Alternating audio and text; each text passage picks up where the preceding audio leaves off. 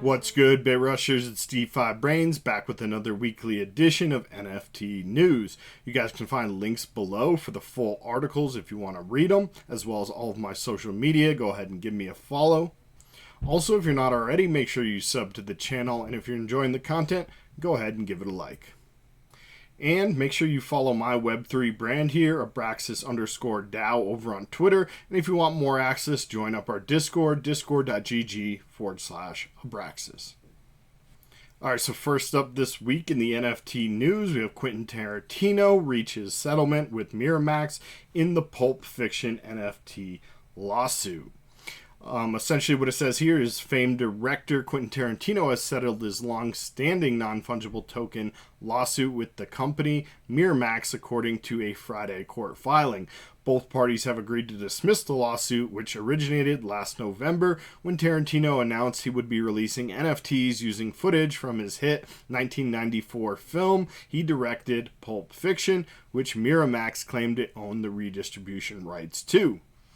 The parties have agreed to put this matter behind them and look forward in collaborating with each other on future projects, including possible NFTs, Tarantino and Miramax said in a joint statement on Friday. Terms of the deal weren't disclosed. In January, the first NFT from Tarantino's collection sold for over $1 million at auction. The case was seen by many as a classic example of Web 2 copyright laws being applied in a Web 3 environment. Tarantino's camp had argued that NFTs, which didn't exist at the time of the film's release, fell outside of the scope of restricted mediums for redistribution. The NFT collection lives on the Secret Network, which is known for its secret NFTs that can contain media viewable only by their holders. The mechanics of the NFT were also at the heart of the lawsuit because Miramax never knew what token-gated content was actually being distributed. So this is definitely an interesting case, different parties claiming different things about copyright. It would have actually been nice to see what happened with this to kind of set precedents for future copyright disputes, but it's also good to see that they're coming together, working together, going to continue to make NFTs together and just, basically make money. At the heart of both of these companies, both parties want to make money, so it seems like they came to a settlement that they're both going to be, working together and making money in the future rather than suing each other. But definitely interesting from both parties' standpoints here on NFTs, Web3 technology, and different copyrights. So, interesting case all around. Thought it would be good to mention in the news. Next up, we have the Chicago Bulls head to Coinbase for fine art NFT drop. Legendary U.S. basketball team, the Chicago Bulls, have unveiled a brand new set of NFT artworks. Each piece pays homage to its rich heritage by reimagining its now iconic logo. Through the initiative, the Chicago Bulls have employed the services of 23 prominent NFT artists, with each one reinterpreting its famous brand identity and presenting it in a new light. The result being the Aurochs collection, which is set to debut on Coinbase NFT Marketplace at 7 p.m. UTC on September 22nd. You can see a tweet here about it if you guys want to watch that preview video. And some of the greatest artists in the NFT sphere have lent their considerable talents to the project, including Deadfellows, Gang Yang, Mike Fogg, Logic, Shade the Surrealist, and many more. Every artist has created a piece with a highly unique take on the mighty white, black, and red Raging Bull logo. As a result, Coinbase will host a 24-hour auction for all 23 one-of-one artworks with the starting bid of just 0.2 Ethereum. Following the sale, Coinbase will split the proceeds 4 ways, with the artists and the Bulls receiving 40% each and the NBA taking 10%. And the rest reserved for After School Matters, a Chicago-based nonprofit charity with the goal of helping underprivileged youth. So really cool to see here. We're starting to see a lot of kind of sports teams or sports leagues and different things getting NFTs. So this is an interesting one that they're taking their logo and letting them, do different creations with it and then auctioning those off and giving a percentage back to charity as well. We also have this really interesting article here called What Are Soul-Bound Tokens? The Non-Transferable NFTs Explained. I thought this was a really cool article, not necessarily news, but a good information piece, and I wanted to cover it. Ethereum co-founder Vitalik Buterin describes soul-bound tokens as non-transferable NFTs that can help represent a personal identity and achievement in Web3. Non-fungible tokens NFTs are a type of blockchain asset that allows holders to prove ownership over an item, real or digital. Each NFT is unique and cannot be replicated, and in most cases, ownership of an NFT can be bought and sold. NFTs are not tied to a particular person or group, and according to a recent Twitter poll, many people buy NFTs to make money. Popular NFT projects like CryptoPunks or Bored Ape Yacht Club can resell for hundreds of thousands of dollars on marketplaces like OpenSea, fostering an environment where NFTs trade hands frequently to whoever the highest bidder may be. But what if there was a digital token tied to an individual that could not be bought or sold? In May of 2022, a concept called soul-bound tokens, SPT, was proposed by Ethereum co-founder Vitalik Buterin. Economist Eric Glenn Whale and lawyer Pooja Allenhaver to address the current limitations of NFTs and other decentralized structures. Here's what soul-bound tokens are and how they work. So the concept of a soul-bound asset on the blockchain was first discussed in a January 22 blog post by Buterin. In it, he explained that in the popular fantasy game World of Warcraft, there are powerful soul-bound items that cannot be transferred or sold to another player once they're picked up. NFTs in their current form have many of the same properties as rare and epic items in a massively multiplayer online game, he wrote, before describing some of their shortcomings. While transferable NFTs have their place and can be really valuable on their own for supporting artists and charities, there's also a large and underexplored design space in what non-transferable NFTs could become. The idea was expanded on by Buterin and his colleagues in May 2022 paper called Decentralized Society Finding Web3's Soul. Soul-bound tokens are described as non-transferable digital tokens that represent social identity in a decentralized society. In the paper's vision for decentralized society, accounts called souls will hold or issue SBTs that represent the commitments, credentials, and affiliations of an individual holder.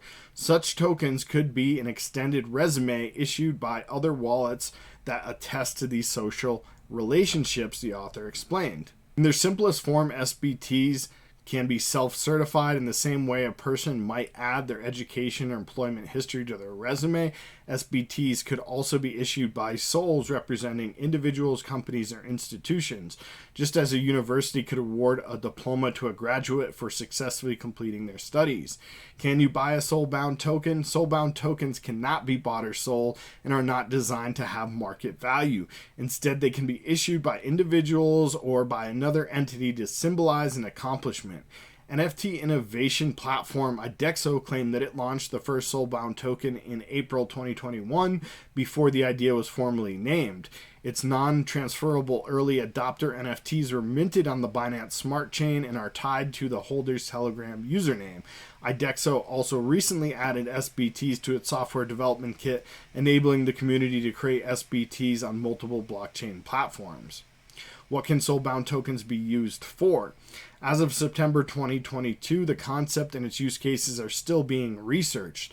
According to the white paper, SBTs could help propel Web3 forward by lessening the dependence on centralized structures in Web 2. For example, it notes that many users rely on custodial wallets managed by central entities like Coinbase or Binance to store their crypto, and NFT artists depend on centralized platforms like OpenSea and Twitter to sell their work. In addition, SBTs seek to move away from the hyper-financialization of crypto and discourage the use of NFTs as status symbols. SBTs can also help navigate the trustless and largely synonymous nature of Web3 by creating socially verifiable reputations. For example, anyone can claim to be a Harvard graduate, but holding an SBT from the university can be used to prove your educational credentials in Web3. Reputations can play a large role on how much faith the community is willing to place in an individual or team. You'd likely be cautious in dealing with someone who has a history of defrauding investors or abandoning projects. Alternatively, you could be very confident working with someone who has a proven track record. Some examples of how SBTs could be used include managing medical records, storing digital ID cards or memberships, certifying achievements like job history or education, verifying attendance at an event similar to a proof of attendance protocol, allowing people to build verifiable digital reputations based on past actions. This can make it easier to track a user's decentralized finance, borrowing history, and give out loans. Introducing reputation-based voting for decentralized autonomous organizations, governance models. This could also help DAOs migrate Sybil attacks.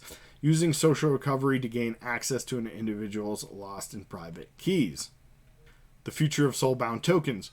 According to the white paper, souls and SBTs will serve as a foundation for a decentralized society described as a transformative pluralist future, where social interactions and human relationships are important building blocks for your Web3 identity. Soulbound tokens can help resolve the issue of trust in Web3 by establishing provenance and reputation. They are non-transferable and theoretically lower the risk of people manipulating the ecosystem by buying status or lying about their achievements. This could also make Web3 scams less prevalent due to the more complex process of identity theft and impersonation. So this all sounds good. I'm actually really excited about this, but just being a little bit of a pessimist here, I think it could also lead to people just selling the wallets themselves. So if you minted one of these and you had like a high status SBT, then maybe you just sell your entire wallet, you sell the keys or something like that, sell the password to the account. We've seen that in other things that don't have transferable items, such as like a Fortnite, the early skins there that were really popular. Since you couldn't trade them, what people ended up doing is just selling the entire account to those, accounts, usernames that held the really popular skins. And so we need to figure out a little bit better method for that, because it will solve the issue of non-transferability for the actual SBT, but it doesn't solve the problem of the account. Either way, I think it's a really great step forward here into the Web3 space, which you guys know I'm passionate about, super bullish on. I'm more bullish on Web3 than I am on NFTs in general, but NFTs play a big part of that. So I'm really happy to see something like this come out, SBTs. I think I would definitely embrace something like this. If someone was to come out with one that, starts keeping track of different actions or things like that on their account, and it's tied to that wallet, it can't be transferred, maybe for a game or, anything like that, I think it would be really great use cases. We saw a bunch of the other use cases here that we went through. So I do think something like that is definitely needed in the Web3 space. We just need to figure out a way around actually buying and selling the wallets or the accounts that would hold these SPTs. Overall, really great news here, and it is from the co-founder of Ethereum itself, Vitalik. So anything with Vitalik's name on it is going to gain huge traction and popularity, and I definitely wanted to bring this to you guys, just put it on your radar and show you what the future might look like. And speaking of Web3 identity, to round out the NFT news here, we have 11/8 make waves as the first NFT DJ. Believe it or not, NFT avatars are fast becoming public figures these days. Take the recent report of a Bored Ape Yacht NFT that has begun taking bookings from custom videos on Cameo. Now another frontier is being conquered by these apes as the first NFT DJ. 11/8 has made the news recently for his activities. This NFT is a meta primate number 11 of the Bored Ape Yacht Club and is signed to the 11 Music record label. The label is under the 11 USA Group umbrella, which is well known for the 11 Club in Miami. Now the company has entered the metaverse, and the Bored Ape is the official DJ for their digital club. The ape has also collaborated with other artists with the digital rendering, even appearing in music videos as a real-life artist would. Operating partner of 11 explains that the branding of the ape is in line with the company's theme and ethos. We weren't sure, but we knew we wanted to start with an NFT. Our hats have become really successful, so we said, let's base our NFT around our hats. We thought, let's buy a Bored Ape Yacht Club, and it made sense to buy the number 11, he says. Inspired by the careers of digital and anonymous electronic artists, 11 has released songs, will play more gigs and will continue to push the boundaries of what makes a DJ. So this actually reminds me kind of like the Gorillaz back in the day. If you guys remember them, they were a really popular band, and they all kind of had like basically a monkey avatar also, and in the music videos you just saw the monkey, you never saw who the actual real person was, and they kind of remained anonymous for the most part. I think maybe it got leaked who they actually were at one point, but really cool, kind of similar thing here in the modern day, that it's an NFT versus just a regular cartoon, but still really cool, talking about personal identities, Web3 technology, everything like that. Kind of cool to see someone, you know, getting an NFT and using that as their actual identity in the music scene. We've also seen things like Snoop Dogg and Eminem that we covered a few weeks ago. They were doing a music video as well using their Bored Apes, but obviously we know who they are. They weren't just, you know, a random person, or not random, but an artist hiding behind that. So I think this is cool kind of to see, as it's anonymous and the only thing you get, the user identity of this actual DJ, is that it's ape number 11. That's going to be everything for this week's NFT news. I hope you guys did enjoy. If so, tap on that thumbs up button. Please share it on social media. Go ahead and leave me a comment below. Let me know what you thought. If you guys aren't already, please consider subscribing. Make sure you follow my social media, including my @ABRAXAS_DAO on Twitter user account for my Web3 brand, the ABRAXAS DAO. Got a lot of cool things coming, and I hope you guys are as excited as I am about the future of Web3. Until next time, we'll see you next week in NFT News.